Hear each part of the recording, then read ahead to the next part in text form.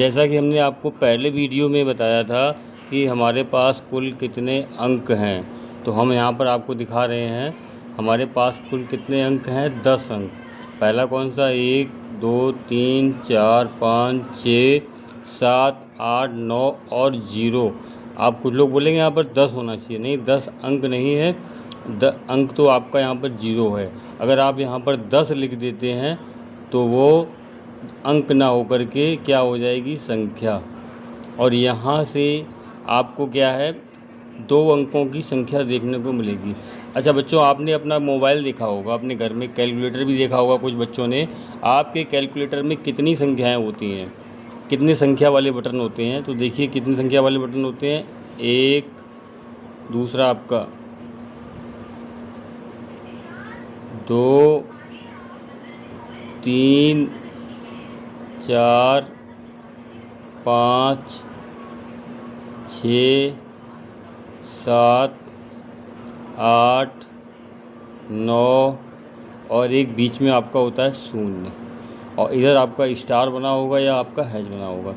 तो ये कुल गिनती देखें, गिन के देखते हैं कितने बटन हो गए हमारे ये स्विच। 1 2 3, गिनती में ये आपके 10 होते हैं। और अगर आपको पता है अपना मोबाइल नंबर आप बता सकते हैं, तो आपका मोबाइल कोई भी बच्चा अगर बताएगा आपका मोबाइल नंबर क्या है, अगर उसको याद है, तो आपका मोबाइल नंबर मान लीजिए कुछ भी है, 10 अंकों का होता है। 8 9 0 7 5 3 2 1 6, ये आपका मोबाइल नंबर है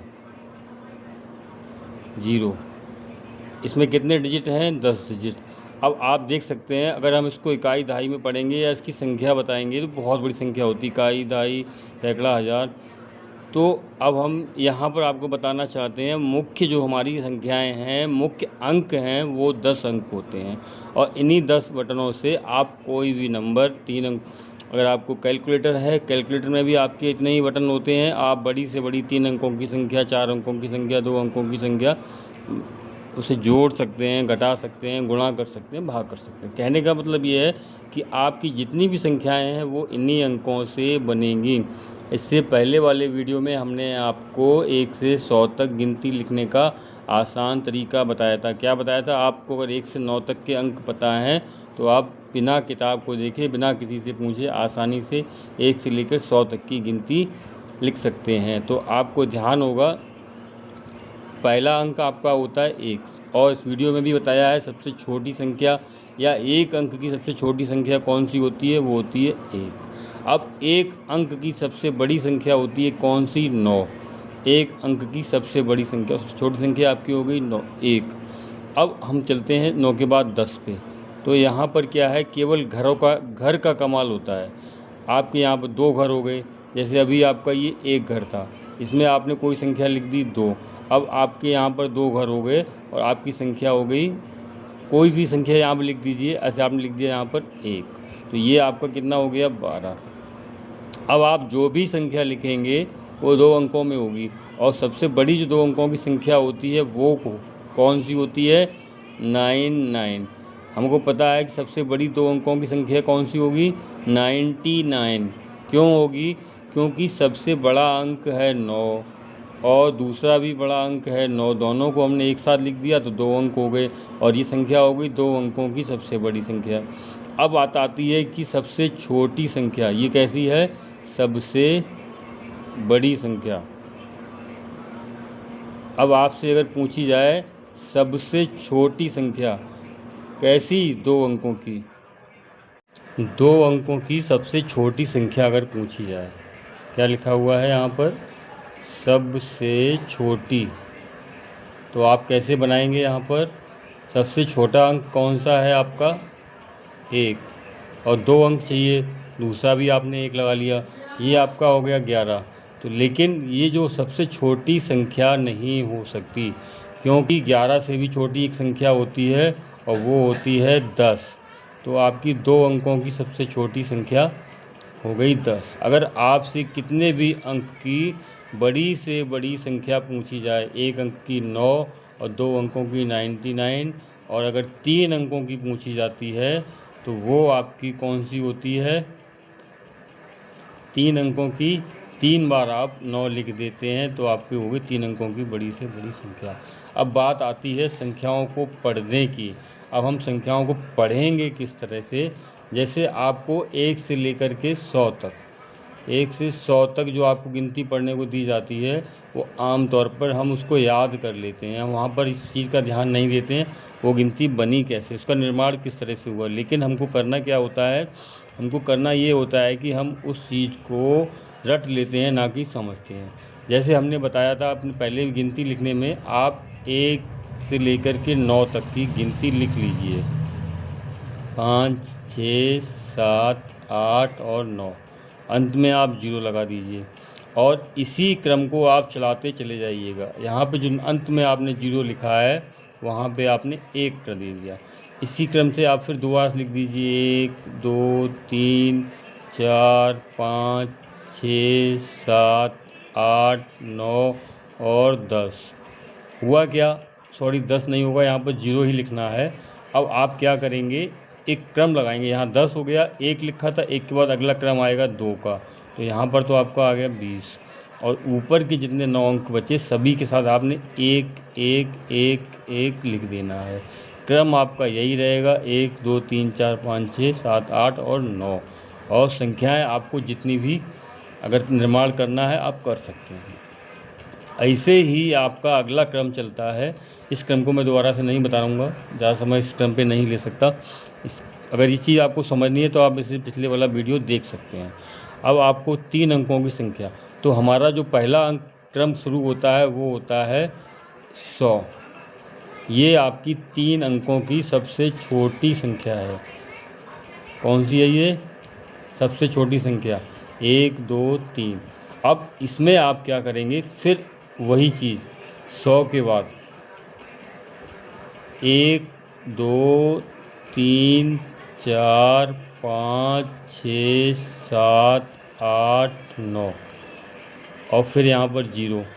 अगर आपने यही क्रम लगाया 101 102 103 104, ये वाली जो अंत में लाइन है यहाँ पर आपने पूरा 1 से लेकर के 9 तक की गिनती प्लस की और फिर आप इसी को बढ़ाते चले जाइए। अब 9 पूरी हो जाएगी तो फिर आपकी 111, ये आप यहाँ तक पूरा कर लीजिए, इसको 110 हो जाएगी ये वाली गिनती। 105 106 107 108 109 और ये हो गई आपकी 110।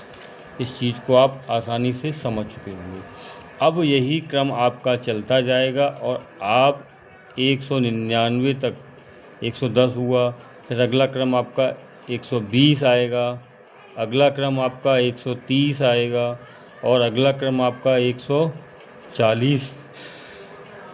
इसी क्रम को आप बढ़ाते जाएंगे, लास्ट वाला नंबर होगा 190 और ये 90 की जगह अब यहाँ पर 2 0 हो जाएंगे और यहाँ 1 के बाद 2, ये आपका हो गया 200। अब हम इन अंकों के स्थानीय मान की भी विवेचना कर लेते हैं। अब तक आप समझ गए होंगे संख्या के निर्माण में या गणना करने में अंकों के स्थान की बहुत बड़ी विशेषता होती है। अगर वो अकेला लिखा हुआ है तो उसको आप बोलेंगे इकाई। क्या बोलेंगे, इकाई। इसके साथ अगर दूसरा अंक, जैसे अब 10 की गिनती से ऊपर आ गया तो इस अंक को आप दहाई बोल सकते हैं, इसको आप दाँत से दिखा सकते हैं। और फिर इसी क्रम में अगर आपको अगला अंक मिलेगा वो अंक होगा जो आपका, चलिए हमने यहाँ कोई नया अंक लिख दिया, ये अंक आपका हो गया सैकड़ा। यहाँ से आप क्लियर समझ सकते हैं, इकाई ई बना दी शॉर्ट में, दहाई 10 का और सैकड़ा यहाँ पे हो गया 100 का। क्योंकि जो ये अंक जो हैं ये अपने अपने स्थान की महत्ता रखते हैं। इस चीज़ को आप समझ सकते हैं कैसे। पहला जो अंक है वो आपका इकाई में आएगा, दूसरा अंक है वो आपका दहाई में आएगा और तीसरा अंक है वो आपका सैकड़ा में आएगा। कभी कभी इस चीज़ को समझाने के लिए एक विस्तारित रूप भी आता है, कभी कभी एक्सरसाइज दी जाती हैं कुछ क्षेत्रों में। इस चीज़ को समझने के लिए हमें यहाँ पर देखना होगा, ये अंक आपका जो पहला है वो इकाई। हमेशा याद रखिए, अपने ध्यान में रखिएगा कि जो दाईं तरफ वाली संख्या है उसी से परिवर्तन शुरू होता है और वही अपना एक क्रम बनाते चलती है। तो दाईं तरफ वाली संख्या हमेशा इकाई होगी 1 से 9, और जब वो पूरे 9 हो जाएंगे तभी अगला अंक 0 होगा और पीछे एक अंक बढ़ जाएगा। तो इस अंक को इकाई बोलेंगे, दहाई इसका स्थानीय मान। अब आपके सामने एक चीज़ और मैं दिखा देता हूँ करके। जैसे आपको दिया गया है 400, फिर आपको दिया गया है 30, फिर आपको दिया गया है 1। अगर आप इसका योग निकालते हैं तो आपका योग निकल के आएगा 0 0 और 1। तो आपका 1 हो गया यहाँ पर, 0 और 3 हो गया, 4 की जगह आपका 4 हो गया। अब आप जैसे पढ़ते हैं वहाँ पर भी आप ध्यान रखते हैं 431, क्योंकि 30 और 31 ये दहाई तक के जितने भी अंक हैं इनके सभी के नाम दे दिए गए। अगर इनके नाम नहीं होते तो इनको भी यहाँ पे 400, 500 और 1000 की तरह बोलना पड़ता, 30, 1, 20, 2, 25, 20, 5 इस तरह से। लेकिन ये क्या है कि 1 से 99 तक की संख्याओं के पूरे नाम दे दिए गए हैं। अतः अब आपको यहाँ पर समझना होगा ये 3 अंकों की संख्या है। पहला अंक इकाई, पहला अंक इकाई, दूसरा अंक दहाई और तीसरा अंक आपका सैकड़ा, और इन्हीं अंकों से ही सारा कुछ होता है। मैं समझता हूँ अब आप इसको आसानी से समझ गए होंगे।